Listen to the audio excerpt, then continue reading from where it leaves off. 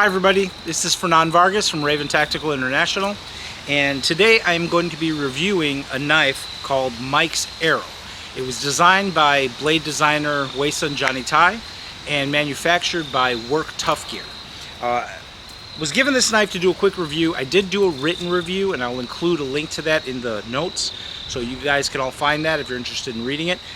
But I want to just take a couple minutes and take an actual visual look at the knife and go over a couple simple techniques that you can apply with it. Now, this knife is about 7 inches long and it has a 1-inch blade.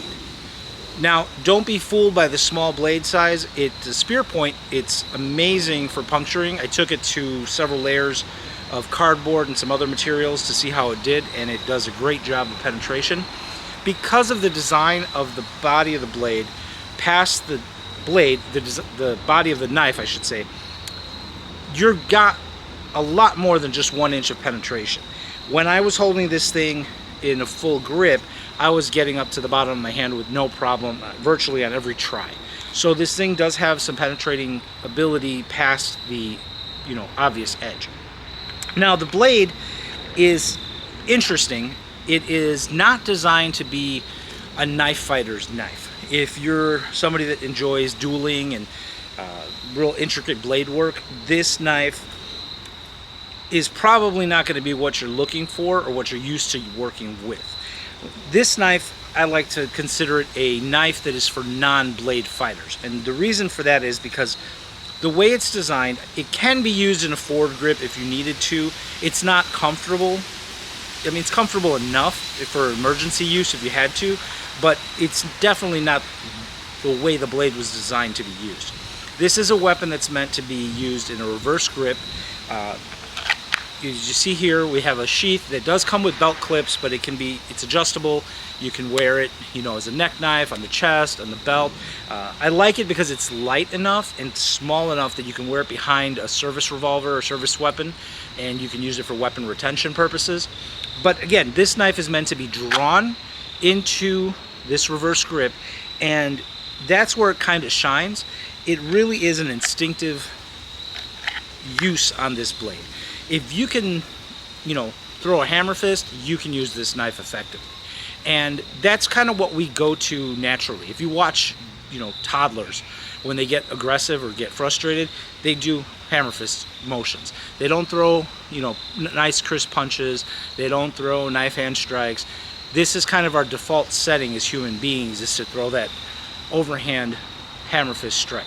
And if you're a civilian or an officer that's looking to create some distance as a last-ditch effort, these are kind of the motions that you can go through instinctively without having to have extensive training or any training really at all, and still be effective with this weapon. Now, I was given by the designer a version of the training weapon made of aluminum. This is in its own right a great tool. I have reservations about giving my 14-year-old daughter a knife to carry, but I would have no issue whatsoever giving her one of these, and it would be a very effective tool, again, for getting somebody off of you. That's kind of what the designer called it when I spoke to him about it. He called it a get, off me knife. And this is, again, something as far as the trainer goes, you can use this very instinctively as an impact weapon. And I would be happy to, pass these out to family members to, keep on them. Now, I'm going to go ahead and put away the live blade and go ahead and cover some of the features of the blade here, besides the obvious edge. We have a retention ring, which is great because hands get sweaty in a chaotic situation. You don't want to lose your grip. So you have a retention ring, which is, an awesome addition to this kind of weapon. It also makes the draw, very efficient as well. And you have bevels. They kind of look like little cat's ears here. And if you are the type of person that's done any kind of training with pressure points or pain compliance techniques, these are definitely, some features that you can use and incorporate into what you're doing. So with that said, I want to cover two real basic techniques here from the draw. that you can use to, again, create space and do some damage in a life or death altercation. Because remember, anytime we're using a blade, it is a lethal force situation.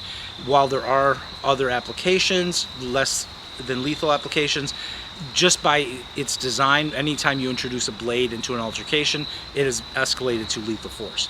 Now, with that said, again, if you can get your hands on one of these trainers that have no edge and do not have a point that's sufficient to puncture, you can still use these types of techniques because they will do impact damage and put a serious hurting on somebody.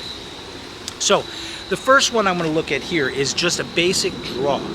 If you're here, you want to draw this blade up out of the sheath, and then you want to slightly cant your hand and just project forward with the blade. So it's just a very straight, simple thrust up and out. Okay.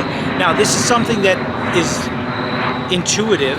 It's very simple, but if you put a couple of reps into it, you're going to be well served, because it's going to be one of the quickest responses to get the reaction you need when you need it. So the second technique is a variation on this, where maybe you have less space than you would like and you can't get clear extension. You can draw, circle upward, bringing the blade into a cocked manner here, and then extend out, or change your line of attack and your level and attack the trim. So the first technique, again, I'm just drawing and coming straight out with my thrust.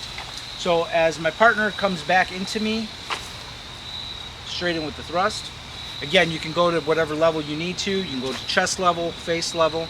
Now, if he's a lot closer to me, in technique number 2, where maybe he's already closed the distance and he's on me, and I can't get this up there where I want it, I'm just going to make a circular motion here. Now, if I make contact with him, that's great. That's all fine and good. It gets his head to rock back. Okay?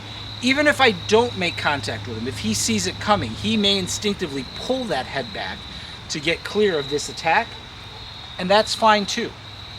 What I want is to get that head rocking back. If he's rocking backwards, he can't be coming forwards with aggression. So as he's coming in, I get the head to rock back, and then I can go straight into the thrust, or I can lower the weapon and go for a different target and continue from there. Okay. So to recap, 2 techniques we have. Aggression's coming forward, I draw and thrust straight in. My second option is to draw, circle, get his head to rock back, and then come back in or change my angle for my attack. Now, as far as weapon retention, we did mention these are things that can be used very effectively for primary weapon retention. And I don't have a trainer on me, but we'll use our imagination here. So let's say my partner goes to reach for my service weapon. I can reach behind and access this blade. From this position, if he's reached in here, I just want to get underneath his tricep and secure that there. Now you see how that kind of turns his body and it's already becoming uncomfortable for him? This gives me a split second to draw this weapon and use it where I need to protect myself. Because now you're in a fight with somebody that wants your firearm. If he's coming from across, reaching out to my weapon, again, I'm going to secure so that he doesn't get away and pull this weapon out. Go behind my service weapon, draw this, and then I can go proceed to attack wherever I need to. Same if he comes with 2 hands and reaches for that weapon. I'm just going to reach under to the farthest arm, under the tricep, cinch in here, keep him from pulling out my service weapon. Draw, and then I can do what I need to do from this position. Now, for those of you that have training in pressure points or pain compliance tactics, especially if you're using a version like the trainer that doesn't have a live edge to it, if he grabs me any way he likes, we've got plenty of options for causing pain here. We can use the point, we can use these bevels here, and these are the reactions that we can get from this person. Okay, so there's plenty of options. Again, anybody that's done any kind of training with those concepts, it's going to feel like a natural fit. You'll be able to put it in your hand and go from there. So that's all for today. Just want to recap. We have draw and thrust.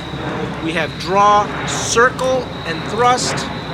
And then when we're looking at weapon retention, what we want to do is secure whatever arm is attacking our service weapon, draw, and then we can begin to thrust. So that's all for today. Let me know if you guys want to see any more techniques or drills. I'd be happy to share. And again, this is Fernand Vargas from Raven Tactical International. Thank you.